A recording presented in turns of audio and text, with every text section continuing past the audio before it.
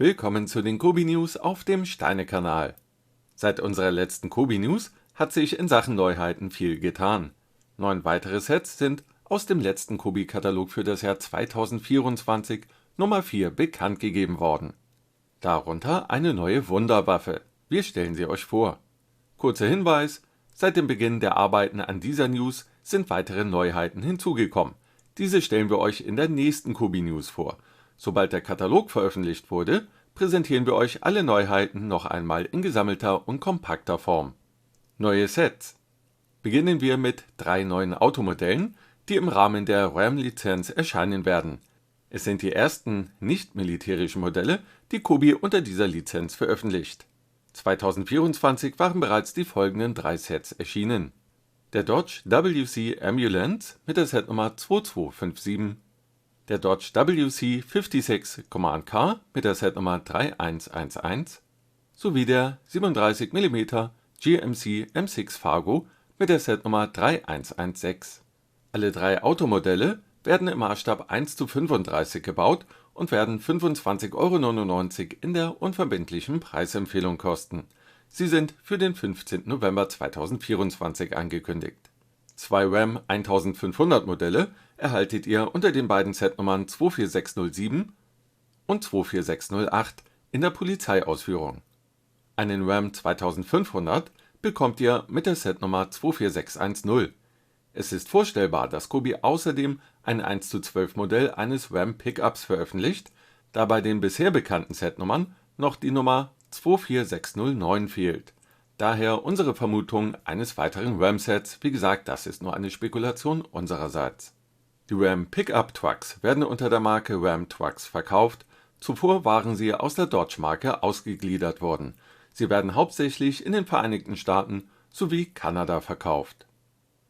In der letzten Kobi News Nummer 72 hatten wir euch bereits die erste Version des Compiègne Wagon mit der Setnummer 6289 vorgestellt. Hier ist nun die UVP bekannt. Diese wird 189,99 € betragen. Nun wurde eine weitere Variante für die Great War Serie verkündet. Der Passagierwaggon Compiègne Wagon mit der Setnummer 6291 wird den ersten Waffenstillstand vom 8. November 1918 umsetzen. Hier hatten Vertreter des Deutschen Reiches und den Alliierten den Waffenstillstand unterzeichnet, der den Ersten Weltkrieg beendet hatte. Auch diese Version entsteht aus 1945 Teilen und enthält neben einem Gleisabschnitt 2 historische Minifiguren. Hierbei dürfte es sich um den deutschen Staatssekretär Matthias Erzberger und den französischen Generalfeldmarschall Ferdinand Foch handeln. Zwar ist der Preis noch nicht bekannt, orientieren wir uns aber an der anderen Version des Compiègne Wagon, beispielsweise der gleichen Teileanzahl, dürfte auch hier die UVP bei 189,99 € liegen. Das Set soll im Oktober erscheinen. Die Sets findet ihr auch bereits mit einem Rabatt gegenüber der UVP zum Vorbestellen auf trendgames.de.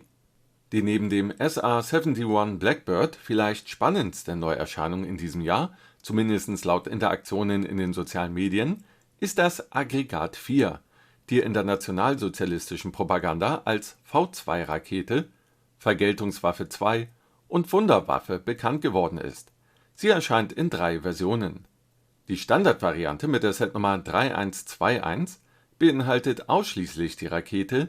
Sie wird im Maßstab 1:35 aus 560 Teilen gebaut.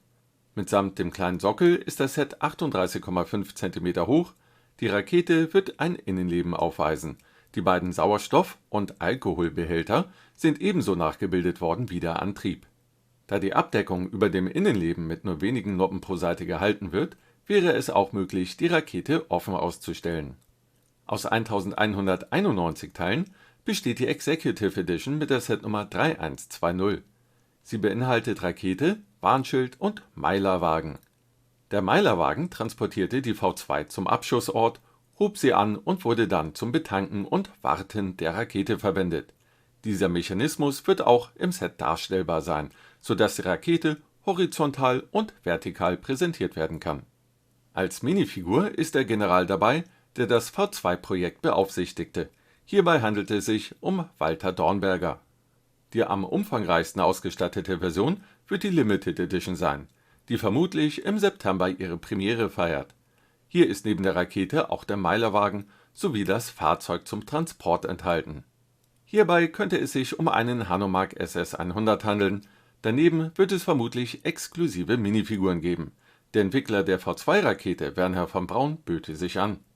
Das Set wird vermutlich die Nummer 3119 tragen. Die Standardvariante und Executive Edition sollen jeweils im Oktober erscheinen. Auch 2 neue 1:28 Modelle wurden angekündigt. Als Standardvariante erscheint der Panzerkampfwagen 2, Ausführung F mit der Setnummer 2597. Der Panzer wird aus 812 Teilen gebaut, eine Minifigur liegt bei. Als Veröffentlichungstermin ist der 6. November 2024 angedacht. Das Set kostet 79,99 € in der unverbindlichen Preisempfehlung. Die Wespe basiert auf dem Fahrgestell des Panzers 2 und wird von Kobi als Executive Edition angeboten. Die Panzerhaubitze Wespe, das Sonderkfz 124, erscheint am 30. Oktober 2024 in einer Executive Edition mit der Setnummer 2598. Das Fahrzeug entsteht aus 855 Teilen, 3 Minifiguren sind ebenfalls dabei. Die Wespe kam erstmals beim Unternehmen Zitadelle zum Einsatz, einer Großoffensive während des Zweiten Weltkriegs. Das Modell der Wespe feiert seine Premiere bei Kobi. Zum Zeitpunkt der Videoerstellung war uns der Preis noch nicht bekannt, da die Wespe aber nur 43 Teile mehr als die Standardedition aufweist, gehen wir davon aus, dass der Preis um ca. 5 bis 10 € darüber liegt. Am 15. August, dem Tag der polnischen Armee, präsentierte Kobi eine weitere Neuheit in der Armed Forces Kollektion. Es handelt sich um den KTU Rosomark mit der Setnummer 2629. Er wird im Maßstab 1:35 aus 665 Teilen gebaut. Es handelt sich um ein 2-in-1-Set. Der Panzer kann entweder mit polnischer oder ukrainischer Flagge ausgestattet werden. Er ist für den November angekündigt. KTU Rosomark steht für Kolowi Transporter Popanzerowany Rosomark und bedeutet wörtlich übersetzt gepanzerter Mannschaftstransportwagen Vielfraß.